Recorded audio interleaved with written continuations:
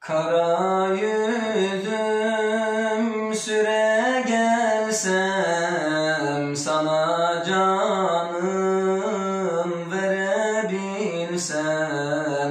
Kara yüzüm süre gelsem, sana canım verebilsem. Nur cemalin görebilsem, ya Muhammed ey Can Ahmet. Nur cemalin görebilsem, ya Muhammed ey Can Ahmet. Senin ravzan güzel kokar, hasretin bağrımı yakar. Senin tenin güzel kokar, hasretin bağrımı yakar. Gözyaşlarım çalar akar, ya Muhammed ey Can Ahmet.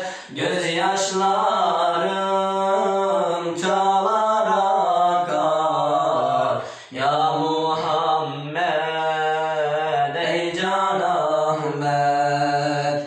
Peygambersin ahir zaman, mahşer günü eyle eman. Peygambersin ahir zaman, mahşer günü eyle eman. Seni bilen bulur iman, ya Muhammed ey Can Ahmet.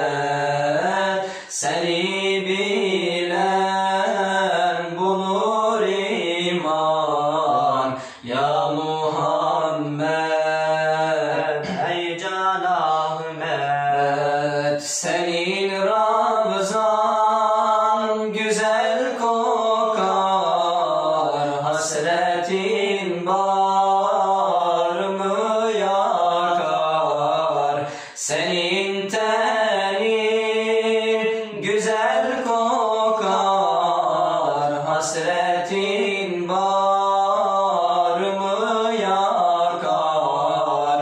Gözyaşlarım çalar akar, ya Muhammed ey Can Ahmet. Gözyaşlarım çalar akar, ya Muhammed.